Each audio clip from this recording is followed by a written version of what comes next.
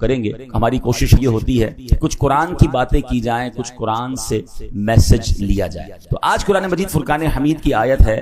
اللہ کریم قرآن میں ارشاد فرماتا ہے, پارہ نمبر 1 ہے, سورہ بقرہ ہے اور آیت نمبر ہے 85. بسم اللہ الرحمن الرحیم. افتؤمنون ببعض الکتاب وتکفرون ببعض فما جزاء من يفعل ذلك منكم الا خزي في الحياة الدنيا ويوم القيامة يردون الى اشد العذاب وما اللہ بغافل عما تعملون. آسان ترجمہ قرآن کنز العرفان. تو کیا تم اللہ کے بعض احکامات کو مانتے ہو اور بعض سے انکار کرتے ہو؟ تو جو تم میں ایسا کرے اس کا بدلہ دنیاوی زندگی میں ذلت و رسوائی کے سوا اور کیا ہے, اور قیامت کے دن انہیں شدید ترین عذاب کی طرف لوٹایا جائے گا اور اللہ تمہارے اعمال سے بے خبر نہیں ہے. اے میرے پیارے اسلامی بھائیوں, اس آیت میں جو ہمیں میسج دیا جا رہا ہے نا, وہ بڑا کمال کا میسج ہے. بیسیکلی شان نزول تو یہودیوں کے لیے تھا کہ ان سے اللہ کریم نے 3 باتوں کا تورات میں وعدہ لیا تھا. ایک دوسرے کو آپس میں قتل نہیں کرو گے, ایک دوسرے کو جلا وطن نہیں کرو گے یعنی گھروں سے نہیں نکالو گے, تم میں سے کوئی شخص قید ہو جائے یا غلام بنا لیا جائے تو اسے خرید کر آزاد نہیں کرو گے. لیکن انہوں نے کیا کیا, 3 وعدوں میں سے 1-2 باتیں ماننا شروع کر دی اور ایک اپنی مرضی سے قتل و غارت گری کرنے لگے. تو اب قرآن مجید فرقان حمید میں ان سے کیا کہا گیا, افتؤمنون ببعض الکتاب, تو کیا تم اللہ کے بعض احکام کو مانتے ہو, اور پھر کیا فرمایا, وتکفرون ببعض, اور بعض سے انکار کرتے ہو, یعنی اپنی مرضی سے ایک حکم کو پک کر لیتے ہو, ایک کو چوز کر لیتے ہو, باقی چھوڑ دیتے ہو. اب جو یہ کرتا ہے تو پھر اس کے بارے میں اس کی سزا کیا بیان فرمائی قرآن نے, فما جزاء من يفعل ذلك منكم, یعنی کیا جزا جو کرے یہ تم میں سے, فرمایا الا خزي في الحیاة الدنیا, مگر رسوائی دنیا کی زندگی میں. یہ دنیاوی سزا تھی. اب مزید فرمایا وَيَوْمَ الْقِيَامَةِ يُرَدُّونَ إِلَىٰ أَشَدِّ الْعَذَابِ, اور قیامت کے دن انہیں شدید ترین عذاب کی طرف لوٹایا جائے گا. یعنی جو اپنی مرضی کا حکم مان لے, باقی کا انکار کرے, اسے 2 سزائیں ملیں گی, دنیا میں بھی سزا ملے گی اور آخرت کا شدید عذاب بھی ملے گا. وَمَا اللَّهُ بِغَافِلٍ عَمَّا تَعْمَلُونَ, اور اللہ تمہارے اعمال سے بے خبر نہیں ہے. تو اے میرے پیارے اسلامی بھائیوں, یہاں ایک بڑا واضح قرآن کا میسج ہے. یقیناً یہ ان لوگوں سے فرمایا گیا, مگر یہ حکم ہم سب کے لیے بھی ہے کہ قرآن کے کچھ احکام, شریعت کے کچھ احکام مان لیے اور کچھ کو رد کر دیا ہے, کسی کا انکار کر دیا, فرمایا پھر اس کے لیے شدید ترین عذاب ہے دنیا میں بھی اور آخرت میں. اب اس واقعے میں ہمیں ایک اور بات سی سیکھنے کو مل رہی ہے کہ ظلم بھی حرام ہے اور ظلم پر مدد کرنا بھی حرام ہے. یہ اوس و خزرج اور یہ اس زمانے کے جو قبیلے تھے جو آپس میں لڑتے تھے اور ظالموں کی مدد کرتے تھے, ان پر یہ آیت جو نازل ہوئی, اس سے ہمیں کیا میسج ملا کہ ہمارے یہاں بھی ہمیں ظلم کی طرفداری نہیں کرنی ہے, ظلم کرنا بھی نہیں ہے اور ظالموں کا ساتھ بھی نہیں دینا ہے. اب ہمارے یہاں کس انداز سے طرفداری ہو رہی ہوتی ہے, اب ذرا میں کچھ مثالوں کے ذریعے سمجھا کہ ہمارے یہاں کچھ لوگ جان رہے ہوتے ہیں, میرا چاچا ہے, میرا تایا ہے, چھوٹا بھائی ہے یا بڑا بھائی ہے, رشتہ دار ہے, پتہ ہے غلط کر رہا ہے, مگر چونکہ اپنا ہے اب اس کی طرفداری کر رہے ہوں گے. ٹھیک ہے, اگر خدا نہ خواستہ ہمارے بولنے کے سبب لڑائی جھگڑے ہو سکتے ہیں, خاندان کے حالات بگڑ سکتے ہیں, تو ہمیں خاموشی اختیار کرنی چاہیے, لیکن جھوٹ اور اس کی طرفداری نہیں کرنی چاہیے کہ یار میرا گرائی ہے تو میرے محلے کا ہے تو ہمارے قبیلے کا ہے, اگر اس کا جھگڑا ہو گیا ہے یا وہ کسی کے ساتھ زیادتی کر رہا ہے اور آپ کو بٹھا رہا ہے ساتھ کہ بھائی آپ بتاؤ میں غلط ہوں کہ صحیح ہوں, یہ 2 چیزیں ہیں, یا تو آپ کو لگتا ہے میں غلط کہوں گا تو لڑائی اور بڑھ جائے گی, یہ مجھ سے بھی لڑے گا, تو آپ خاموش ہو جائیں, مگر یہ نہ کہے کہ ہاں تم صحیح ہو, بھائی یہ میرا رشتہ دار بالکل ٹھیک کہہ رہا ہے. آپ کو فیصلہ انصاف کا کرنا ہے, آپ کو طرفداری ظالم کی نہیں کرنی ہے, کیونکہ یہی وہ غلطی ہے کہ کچھ قرآن کے احکام کو مان رہے ہیں اور کچھ جناب چھوڑ رہے ہیں. آگے سنیے, اب پارٹنر ہوتے ہیں 2 مل کر کام کر رہے ہیں, ہمیں پتا یار یہ پارٹنر ہے میرا, مگر یہ سامنے والے گاہک سے بات ٹھیک نہیں کر رہا ہے, یہ جھوٹ بول رہا ہے, یہ جھوٹ بول کے سودا بیچ رہا ہے اور اس نے ابھی سود پہ پیسے لیے ہیں, یہ فلاں غلط کام کیا ہے. ہم کہتے ہیں یار اب اس کی غلط اس کو کہیں گے تو کمپنی بیٹھ جائے گی, بیچتا تو مال بڑا اچھا ہے, جھوٹ بول کے بیچ تو آتا ہے, سودا سب سے اچھا بیچتا ہے جناب, کاروبار اس کو سمجھ بڑی ہے, کچھ بھی کر کے آئٹم بیچ کے آ جاتا ہے. اگر میں اس کا پارٹنر ہوں اور میں خاموش ہوں اور میں بلکہ طرفداری کر رہا ہوں, تو پھر آپ سوچیں کہ ہم کیا کر رہے ہیں. ہاں ہمیں ایسے یا تو پارٹنر رکھنے نہیں چاہیے جو حرام کما رہے ہیں، کیونکہ قیامت کے دن ہم اگر اس کے پارٹنر ہیں تو اس کے حرام کاموں کا جواب بھی دینا پڑ جائے گا نا.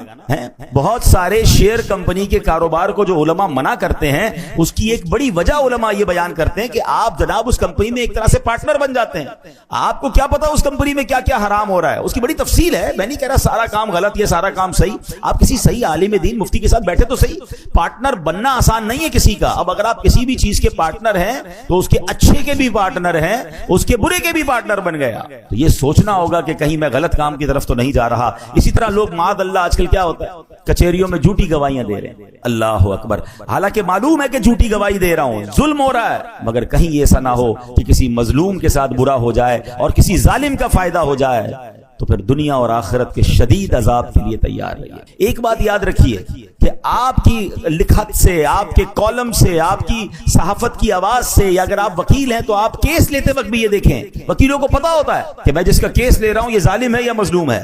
مگر اگر پیسے اچھے ملتے ہیں، اگر نام ہو رہا ہے، اگر شہرت ہو رہی ہے تو کہتے ہیں یار ہمیں تو اپنے کیس سے مطلب ہے نا. تو کیا آپ قتل کرنے والے کو جو ہے وہ بے قصور ثابت کریں گے؟ آپ یہاں تو تھوڑے پیسے کما لیں گے، ہو سکتا ہے قانون کو ڈاج دے کے کیس بھی جیت لیں. اللہ کی بارگاہ میں کیا جواب دیں؟ کبھی بھی ظالم کا ساتھ نہیں دینا ہے، کبھی جھوٹی گواہی نہیں دینی ہے. دو باتیں ہیں. شریعت کہتی ہے اگر آپ ظلم کے خلاف آواز نہیں اٹھا سکتے تو کم از کم ساتھ تو نہ دینا ہے، آپ خاموش ہو کے سائیڈ پہ ہو جائیں. لیکن یہ ہونا ضروری. اور جو ماشاءاللہ کہتے ہیں نا حسینی قافلے کے سپاہی ہوتے ہیں وہ تو ظلم کے خلاف کھڑے ہو جاتے ہیں اور پھر کھڑے ہوتے ہیں. نقصان ہوتا ہے تو نقصان سے ڈرتے نہیں. بہرحال میرے پیارے اسلامی بھائیوں، ہم نے یہ بات سمجھنی ہے. اب آج کل ہمارے معاشرے میں ایک اور بڑا فتنہ آیا ہے اور وہ کیا ہے؟ آدھی جہالت ہے. کیونکہ قرآن نے بڑا پیارا حکم دیا ہے، افتؤمنون ببعض الکتاب وتکفرون ببعض. تو کیا تم اللہ کے بعض احکام کو مانتے ہو اور بعض سے انکار کرتے ہو؟ تو اب ہوا کیا ہے؟ ایک بات یاد رکھیے گا، آدھا جاہل جو ہوتا ہے وہ بہت خطرناک ہوتا ہے. کیونکہ کچھ لوگ قرآن کی ایک دو آیتیں یاد کر کے، ایک دو حدیثیں یاد کر کے اب احکام شریعہ بیان کرنا شروع کر دیتے ہیں کہ یہ ناجائز ہے، یہ جائز ہے. ارے بھائی قرآن میں تو لکھا ہے، ایسا تو کر ہی نہیں سکتے. اب ہمارے بھولے بالے مسلمان، ہم نے بھی پورا قرآن نہیں پڑھا، ہم نے بھی علم دین حاصل نہیں کیا. اب کوئی سوشل میڈیا پر آ کر ایک قرآن کی آیت بتا کر سب کو گمراہ کر رہا ہے کہ جناب قرآن میں تو یہ حکم ہے. حالانکہ اگر قرآن کا حکم بیان کرنا ہے تو پورے قرآن کا مطالعہ کر کے بیان کرنا ہے. قرآن کی کچھ آیتوں میں ناسخ و منسوخ کے احکام ہیں. کچھ آیتیں پہلے نازل ہوئیں، کچھ بعد میں نازل ہوئیں، پہلا حکم ختم ہو گیا. اور جناب بعض اوقات حدیثوں میں بھی اس طرح ہوتا ہے. یہ علماء کا کام ہے کہ وہ تمام حدیثوں کا مطالعہ کر کے یا قرآن کریم کا پورا مطالعہ کر کے پھر ہمیں حکم بتاتے ہیں کہ اب حکم ہمارے لیے کیا ہے، ہم نے شریعت پر عمل کیسے کرنا ہے. عیسیٰ علیہ السلام کہیں تیز تیز قدم کے ساتھ جا رہے تھے. ایک شخص ملا، کہتا علی جان اتنے تیز تیز کہاں جا رہے ہیں؟ تو کہا میں نے ایک بے وقوف کو دیکھ لیا ہے، اس سے دور بھاگ رہا. عرض کیا علی جان آپ تو بڑے شاندار شخصیت والے ہیں، بڑی شان والے ہیں، آپ تو مردے زندہ کر لیا کرتے ہیں. آپ نے بڑا خوبصورت جملہ فرمایا مردے زندہ کرنا آسان ہے، بے وقوف کو سمجھانا انتہائی مشکل ہے. ہاں یہ بے وقوف کی جو دوستی ہوتی ہے نا، اور بے وقوف سے اگر کوئی دین سیکھ رہا ہے تو پھر اس کا بیڑا غرق ہی ہونا ہے. تو پہلے یہ چیک کیجئے کہ ہم علم دین کس سے سیکھ رہے ہیں، ہم جس سے سیکھ رہے ہیں اس نے بھی سیکھا ہے کہ نہیں سیکھا. اور جمعہ 8 دن ہوئے اور جناب بیٹھ کے ہمیں سکھانا شروع کر دیا. یہ باقاعدہ ایک پوری نالج ہے، یہ پوری ایک سائنس ہے، اور قرآن فہمی یہ ہر کسی کا کام نہیں ہے. اب آپ ذرا غور کیجئے یہ بے وقوف کہاں تک پہنچتا ہے جب ایک قرآن کی آیت سے معاملے کو سمجھے. مولا علی شیر خدا کرم اللہ تعالی وجہ الکریم کی شان کا عالم کیا ہے؟ میرے آقا فرماتے میں علم کا شہر ہوں، علی اس کا دروازہ ہے. مولا علی وہ ہیں، نبی پاک کی حدیث میں آتا ہے کہ علی کے چہرے کو دیکھنا عبادت ہے. سبحان اللہ. شیر خدا کے علم دین کا اور قرآن فہمی کا عالم یہ ہے کہ آپ فرماتے اگر میں سورہ فاتحہ کی تفسیر لکھنا شروع کروں تو اتنی کتابیں لکھ دوں کہ 70 اونٹ ان کتابوں کے بوجھ سے دب جائیں. اتنی ایک سورہ فاتحہ کی تفسیر. اب آپ سوچیں کہ مولا علی کے قرآن فہمی کا عالم کیا ہوگا. مگر آپ کے دور میں ایک فرقہ نکلا جس کا نام تھا خارجی فرقہ. اس نے پتہ ہے مولا علی پر کفر کا فتویٰ لگا دیا. آپ غور کریں کہ جس کی شان اتنی نرالی ہے ان بدبختوں نے شیر خدا پر کفر کا فتویٰ لگایا. اب وہ فتویٰ کیا تھا؟ معاملہ کیا ہوا؟ معاملہ یہ ہوا تھا کہ مولا علی شیر خدا اور حضرت امیر معاویہ رضی اللہ تعالیٰ عنہ پر کسی دینی مسئلے پر اختلاف ہو گیا. تو مولا علی ماشاءاللہ بڑی معاملہ فہم شخصیت ہے. آپ نے حکمت عملی مقرر فرمائی اور ایک حکم یعنی ایک ایسا بندہ مقرر کیا جو دونوں گروہ کی بات سنے اور درمیان میں صلح کروا دے، فیصلہ ڈیسائیڈ کر دے. ایسا ہی ہوا اور انہوں نے فیصلہ سنایا اور صلح ہو گئی. اب ایک فرقہ تھا جو جنگ چاہتا تھا. تھا. آج بھی کچھ لوگ ایسے ہیں جو چاہتے لڑائی ہونی چاہیے, جھگڑا ہونا چاہیے, معاملہ بگڑنا چاہیے. یہ امن و امان سے مسلمان کیوں رہ رہے ہیں؟ یہ فرقے والا ادھر حملہ کرے تو یہ والا ادھر حملہ کرے. اچھا جناب فرقہ واریت کی لڑائی نہیں ہو رہی تو چلو بھائی خاندانی لڑائی شروع کرو, صوبائی لڑائی شروع کرو. ان کی جنگ میں ان کو فائدہ ہے, پرابلم کریٹ ہوتی ہے تو جناب ان کو مزہ آ رہا ہوتا ہے. تو ایسے لوگوں سے بھی بچنا ہے. تو مولا علی نے بڑی حکمت عملی کا مظاہرہ کیا اور سلو ہو گئی. اب وہ جو خارجی فرقہ تھا انہوں نے کیا کہا؟ انہوں نے کہا اللہ تو قرآن میں فرماتا ہے ان الحکم الا للہ, حکم تو صرف اللہ کا ہے. مولا علی نے بندے کو ثالث بنا دیا, اس کے ذریعے فیصلہ کروا دیا, یہ تو کفر ہو گیا. آپ دیکھیں ایک قرآن کی آیت, اس کا ایک جز, اس سے اپنی عقل سے فیصلہ کیا اور جناب شور مچانا شروع کر دیا. اللہ اکبر. میرے شیر خدا مولا علی کا تدبر دیکھیں, آپ کی جناب صبر کا مقام دیکھیں. آپ تو اس قدر عظیم ہستی ہے کہ آپ حکم فرماتے نہ جانے کیا ہو جاتا. آپ نے پھر سلو کی طرف بات آگے بڑھائی. آپ نے جو ترجمان القرآن ہیں عبداللہ ابن عباس رضی اللہ تعالیٰ عنہ, کمال کا قرآن کا علم تھا, ان کو بھیجا کہ جا کے ذرا ان کو سمجھائیں. حضرت عبداللہ ابن عباس ان کے پاس گئے, کہ بتائیے کیا مسئلہ ہے؟ وہ کہتے مسئلہ یہ اللہ کے سوا تو کوئی حکم بن نہیں سکتا, کوئی فیصلہ کر نہیں سکتا. یہ مولا علی نے انسان کو یہ حکم کیسے دے دیا؟ تو جناب معاذ اللہ یہ کفر ہو گیا. اللہ اکبر. اب سنیے گا حضرت عبداللہ ابن عباس کا جواب بھی, اور آج کل کے دور میں یہ جو آدھی جہالت پھیلانے والے ہیں ان کو بھی آپ نے جو ہے وہ سمجھنا ہے. انہوں نے کہا کیا تم نے سورہ مائدہ کی آیت نمبر 95 کی تلاوت نہیں کی؟ اگر حالت احرام میں, اللہ کیا فرماتا ہے, اگر کوئی حالت احرام میں کسی جانور کو مار دے, مثلا کسی نے خرگوش کو مار دیا, اب حکم یہ ہے کہ اس جانور کی قیمت صدقہ کرے. جس قیمت کا جانور اس نے مارا ہے احرام کی حالت میں, اس کی قیمت کو صدقہ کرے. اب سوال یہ کہ پتہ کیسے چلے کہ جناب یہ قیمت کتنی تھی جانور کی, یا خرگوش مار دیا یا کوئی بھی جانور, اس کی قیمت کیا تھی؟ اللہ قرآن میں حکم فرماتا ہے یحکم بہ ذوی عدل منکم, تم میں سے 2 معتبر آدمی اس میں فیصلہ کر لیں. اللہ اکبر. عبداللہ ابن عباس کہتے ہیں چند روپوں میں خرگوش آ جاتا ہے, اس کی قیمت ڈیسائیڈ کرنے کے لیے تاکہ آپس میں پرابلم نہ ہو 2 بندے بیٹھ کے فیصلہ کر لیں. اللہ اکبر. فرمایا بتاؤ جانور کی قیمت زیادہ یا انسانوں کی قیمت زیادہ؟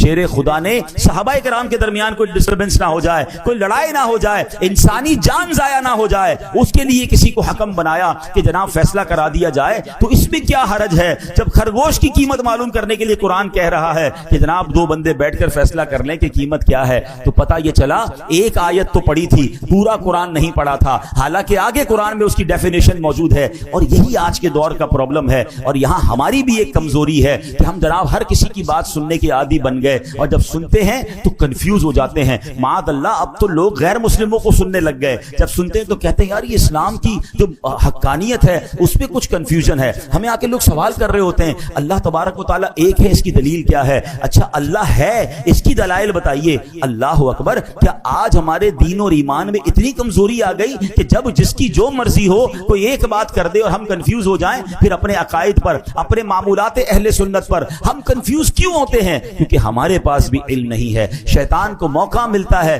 وہ ہمیں ڈسٹرب کرتا ہے. تو خدا را سب سے پہلے یہ ذہن بنا لیجئے کہ ہم نے دین کس سے سننا ہے, دین کس سے سیکھنا ہے. بڑے سمجھدار لوگ بیٹھے ہیں. میں اگر آپ سے سوال کروں کہ جناب آپ نے اپنا گھر بنانا ہے تو گھر کس سے بنائیں گے؟ تو آپ کہیں گے بلڈر سے بنائیں گے. تو میں کہوں یار آپ نے کپڑے بڑے اچھے پہنے, لگتا ہے درزی بھی بڑا اچھا ہے, اسی سے گھر بھی بنا لیجئے, کپڑے بڑے اچھے سیتا ہے, آپ کا گھر بھی اچھا بنا دے گا. آپ کہیں گے جناب درزی کا کام تو کپڑے سینا ہے. مولانا صاحب آپ کی لگتا ہے طبیعت ٹھیک نہیں ہے, درزی کپڑے سیتا ہے, بلڈر جو ہے وہ گھر بناتا ہے. اچھا جناب پھر اس کے بعد آپ کو جناب ڈاکٹر کی ضرورت پڑی, طبیعت خراب ہوئی, تو اب میں آپ کو کہوں کہ آپ ایسا کیجئے کہ آپ چپل بڑے اچھے سلوا کے لائے تھے, اسی بندے سے آپ اپنی دوائی بھی لے لیجئے. آپ کہیں گے لگتا ہے آج آپ نے دوائی نہیں پی ہے کہ جناب چپل سینے والا جو ہے وہ ہمیں دوائی کیسے دے گا. تو کمال ہے کہ دنیا کی ہر فیلڈ میں آپ اپنے لیے اس فیلڈ کا ایکسپرٹ تلاش کرتے ہیں. موچی سے جوتے سلواتے ہیں, درزی سے کپڑے سلواتے ہیں, ڈاکٹر سے دوائی لیتے ہیں, بلڈر سے گھر بناتے ہیں, ان کو آپس میں مکس اینڈ میچ نہیں کرتے. تو اب بتائیے نا دین کس سے سیکھنا چاہیے,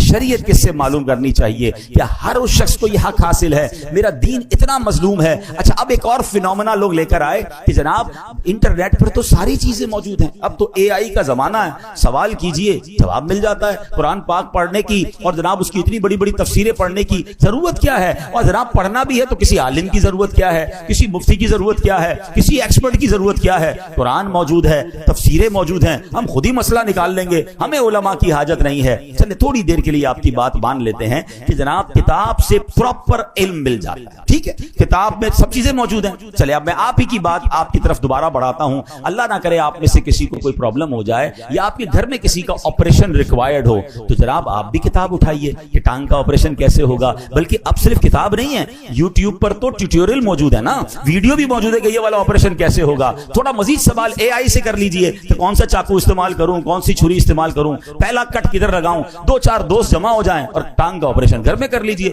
2-4 لاکھ روپے بھی بچ جائیں گے. آپ کہیں گے یار کیا ہو گیا آپ کو بھائی, جان کا معاملہ ہے, کسی ایکسپرٹ سے کروانا پڑے گا. کتابوں میں ضرور لکھا ہے لیکن ٹانگ ضائع ہو جائے گی. دل کا آپریشن ہم نہیں کر سکتے, حالانکہ اس کا پورا طریقہ انٹرنیٹ پر موجود ہے. آپ کہیں نہیں, اس کے لیے برسوں کا ایکسپرٹ چاہیے. بلکہ آپریشن تو اس سے کروائیں گے جس کا آپریشن کرنے کا تجربہ بھی ہو اور اس کا آپریشن کامیاب بھی ہوتا ہو. 4 دوستوں سے بھی پوچھیں گے, 3 رائے لیں گے. ایک رائے پر بھی لوگ آپریشن نہیں کراتے. کرنا بھی یہ چاہیے کہ 3 طرف سے رائے لے کر پھر آپریشن کی طرف جانا چاہیے. آپ کہیں گے جان کا معاملہ ہے, جسم کا معاملہ ہے, باڈی خراب ہو سکتی ہے.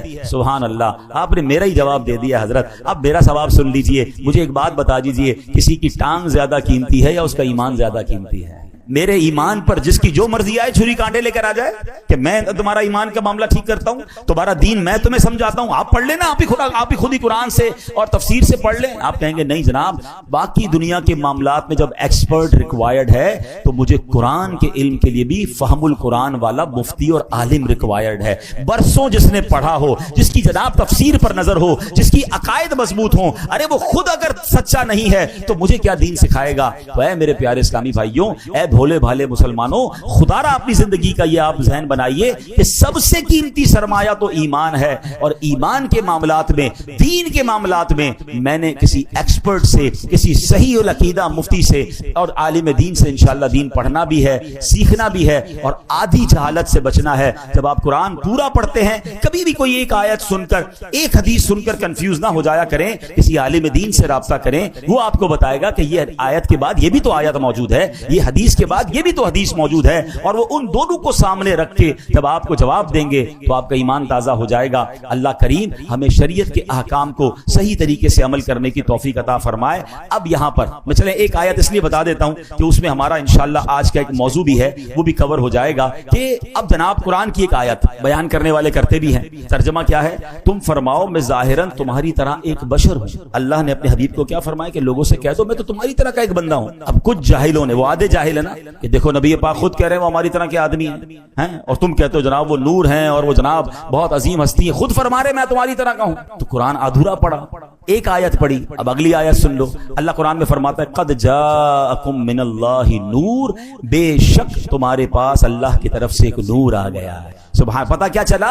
یقیناً میرے آقا بشر بن کر دنیا میں آئے ہیں, بلکہ یہ ہمارے جیسے بشر نہیں, اللہ پاک کا نور ہے جسے رب کریم نے دنیا میں بشر بنا کر بھیجا ہے. تو بات اگر پوری قرآن سے سمجھی جائے تو سمجھ آتی ہے. اب ان لوگوں کو کون سمجھائے کہ جو کہتے ہیں نبی پاک ہماری طرح کے ہیں. ارے جناب میں تو ہاتھ اٹھا کر کوئی چیز نہیں اٹھا سکتا, اور میرے آقا وہ ہیں جو اشارہ فرمائیں تو چاند 2 ٹکڑے ہو جاتا ہے. ہماری گھڑی ہمارے قابو میں نہیں آتی ہے, اور میرے آقا دعا کریں, مولا علی کہیں کہ حضور نماز عصر چلی گئی ہے, اور میرے آقا دعا فرمائیں تو سورج کو واپس پلٹا دیں. تو ایسے کون کہہ سکتا ہے کہ ہمارے جیسے ہیں؟ اللہ اکبر. نبی پاک تو وہ ہیں جو وجہ تخلیق کائنات ہیں. ہی از the reason of the all creation. میں اور آپ تو دنیا میں آ گئے ہیں, مگر بتاؤ تو صحیح دنیا بنی کس کے لیے ہے؟ خود رب فرماتا ہے لولا کلما خلقت الافلاق, اے محبوب میں تمہیں نہ بناتا تو یہ دنیا ہی نہ بناتا, یہ کائنات ہی نہ بناتا. ارے جس کے لیے دنیا بنی ہے وہ میرے اور آپ کے جیسے کیسے ہو سکتے ہیں؟ اللہ پاک عمل کی توفیق عطا فرمائے.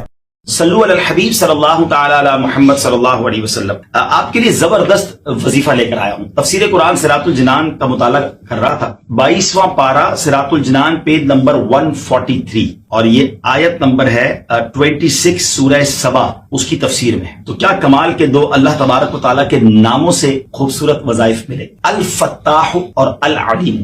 یہ یاد کر لیجئے. علامہ اسماعیل حقی رحمۃ اللہ تعالی فرماتے ہیں الفتاح, یہ اسم مبارک کا خاصہ یہ ہے کہ اس کی برکت سے مشکلات آسان ہو جاتی ہیں, دل روشن ہو جاتا ہے اور کامیابی کے اسباب حاصل ہو جاتے ہیں. نماز فجر کے بعد جس نے سینے پر ہاتھ رکھ کر 71 ٹائمز اس اسم کو یعنی یا فتاحو یہ پڑھا تو اس کا دل پاک اور منور ہو جائے گا, اس کا کام آسان ہو جائے گا, اور اس کی برکت سے رزق میں بھی وسعت ہوگی. اور دوسرا ہے العلیم. اس مبارک کا خاصہ یہ ہے کہ اس کا ورد کرتے رہنے والے کو علم اور معرفت حاصل ہوگی. یہ بھی پڑھتے رہا کریں العلیم العلیم العلیم.